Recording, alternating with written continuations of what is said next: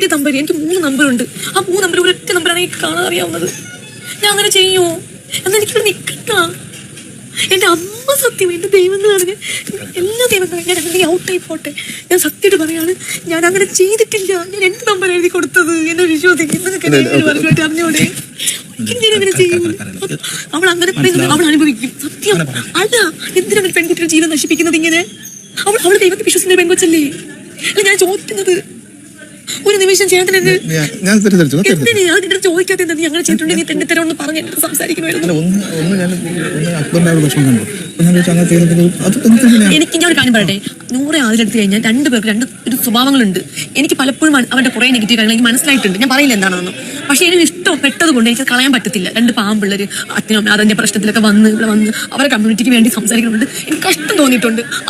ആദ്യയുടെ ഫാദറിന്റെ കാര്യം കേട്ടപ്പോൾ ഞാൻ ഒരു സമയം ഞാൻ ചിന്തിച്ചു, എനിക്ക് വീട്ടിലിരിക്കുന്ന ഒരു അവസ്ഥ ഒന്നും ഞാൻ ഇങ്ങനെ എനിക്ക് ആരും കാണൂല. അപ്പൊ 2 പേര് വീട് വിട്ട് ഇവിടെയൊക്കെ വന്ന് വീട്ടിൽ റെന്റ് താമസിച്ച് ഇങ്ങനെ കാശിതാക്കി ജോലി കിട്ടി ഇതുപോലെ പ്ലാറ്റ്ഫോമിൽ വന്ന് നിൽക്കുമ്പോൾ ഇവരെ ഒന്ന് കെയർ ചെയ്യാൻ, ഇവരൊന്ന് പിടിച്ചിരിക്കാൻ ആയിട്ടെന്ന് തോന്നി. പക്ഷെ നേരെ തിരിച്ച് എന്റെ 2 ഫ്രണ്ട്സ് അവരാണ്. എനിക്ക് മനസ്സിലായിട്ടില്ലേ? ഒരുമിച്ച് കിടക്കും, സംസാരിക്കും, ഉമ്മ കൊടുക്കും. എന്റെ 2 സഹോദരിമാരാണ്. ഞാൻ ഇതുവരെ ഇവിടെ ക്യാമറ എല്ലായിടത്തും ഉണ്ട്. ഇതുവരെ 2 പിള്ളേരെ പറ്റി ഞാൻ ഇതുവരെ എനിക്ക് ഉറപ്പുണ്ട് ഞാൻ ഇതുവരെ കുറ്റം പറഞ്ഞിട്ടില്ല. 2 പേരെ പിണങ്ങുമ്പോൾ ഞാൻ അഹങ്കാരം എന്ന് വിളിച്ചിട്ടുണ്ട്. പിന്നെ ആദ്യയുടെ തെറ്റുകൾ കണ്ട ഞാൻ പറയാറുണ്ട്. ദേഷ്യം കുറയ്ക്കണം, ഇങ്ങനെ നീ ജയിക്കാൻ വേണ്ടി ഇങ്ങനെയുള്ള കാര്യങ്ങൾ കാണിച്ച് കൂട്ടരുത് ഞാൻ പറഞ്ഞിട്ടുണ്ട്. പലതും ഇവിടെയുള്ള മിക്ക കണ്ടസ്റ്റിനും പറഞ്ഞിട്ടുണ്ട്. പല കാര്യങ്ങളും കുറച്ചുകൂടി ചേർന്ന് നിനക്ക് എഴുതുന്നത് അല്ല. പിന്നെ അത് നിന്റെ കയ്യിലുണ്ട്.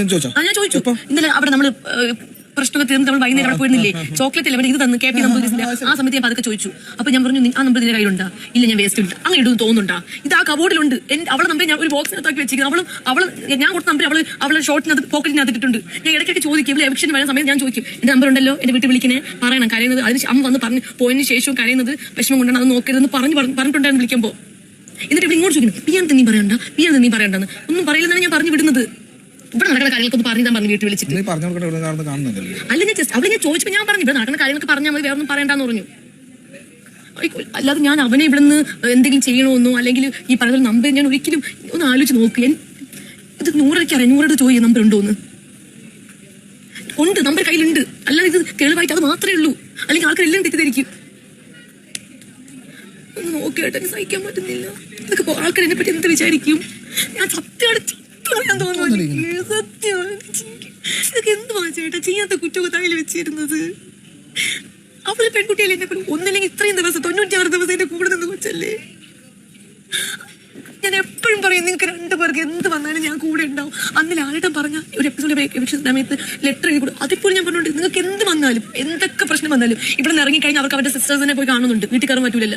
ഞാൻ വരാന്ന് പറഞ്ഞു. നമുക്ക് പറഞ്ഞിട്ട് പോവാന്ന് പറഞ്ഞു. പുറത്ത് അവരെ